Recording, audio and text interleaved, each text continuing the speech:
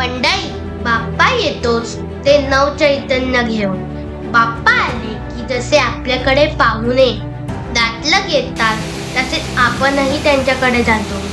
आजची भेट मम्मीच्या मामाकडे व मावशीकडे.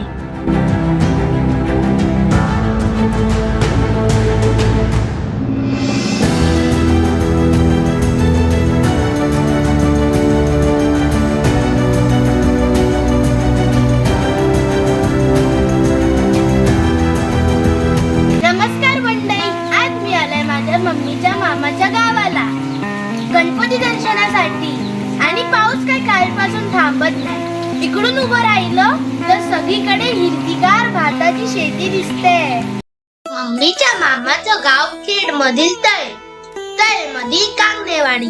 घराच्या आजूबाजूचा परिसर भात शेतीने वेढलेला आहे. भाताची ही शेती उतारावरून खाली खाली जातात. दूरवर नजर जाईल तिथपर्यंत हिरवगार शेत. धरणीने हिरवा गालीचा पांघरल्यासारखे वाटते.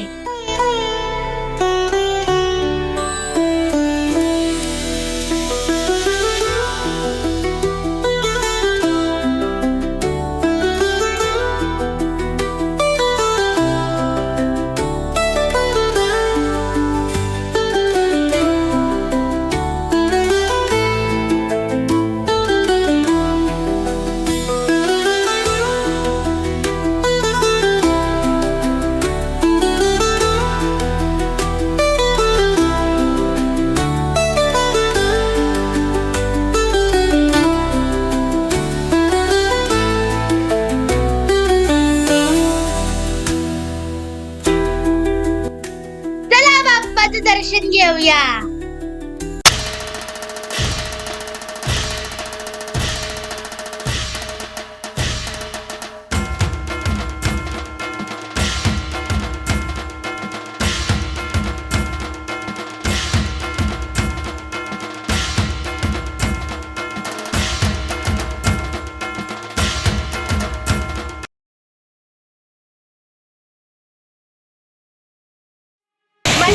वाटेत जाताना आम्ही थांबले का धबधब्याच्या इकडे.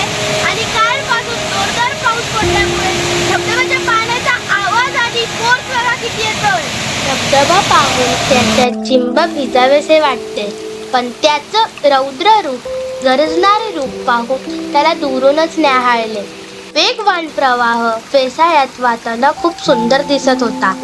त्यात पाऊस वातावरणात रंगत आणत होता.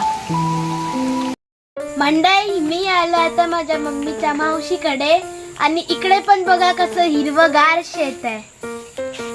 मी आलोय कुडोशीत, डोंगराच्या कुशीत वसलेलं छोट गाव. पावसाने या वर्षी चांगली हजेरी लावल्याने शेतकऱ्याच्या कष्टाचे चीज झाले. यंदा सुगीचे दिवस येणार. बाप्पाचं दर्शन घेतलं. आजी, आजोबा, मामा, मामी, मावशी यांच्या सोबत भरपूर गप्पा मारल्या. पाय निघत नव्हता. सर्वांचा निरोप घेतला आणि परतीच्या प्रवासाला लागलो.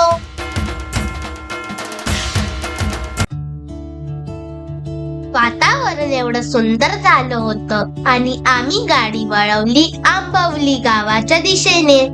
रस्त्याच्या कडेला गर्द झाडी होती. वळणावळणाचे रस्ते, वर आकाशातून खाली उतरणारे ढग, हिरवी ओली चिंब झाडे सर्व निसर्गाच्या चैतन्याच्या खुणा दाखवत होते.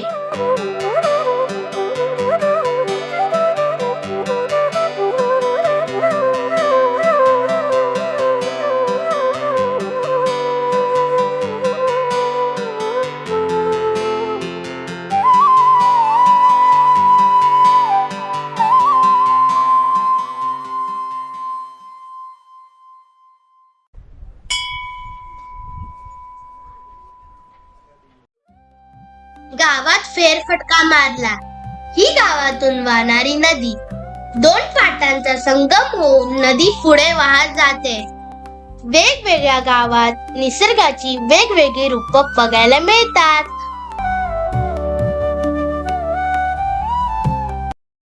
घरी पोहोचलो आणि मम्मीने चुलीवर सर्वांसाठी मक्के भाजले. त्या गरमागरम मक्क्यांना तिखट मीठ लिंबू लावून मनसोक्त आस्वाद घेत. आजही नवी गावे, नवीन ठिकाणे पाहता आली, नवीन अनुभव घेता आले. भेटूया अशाच काही अनुभव सहित पुढच्या ब्लॉग मध्ये.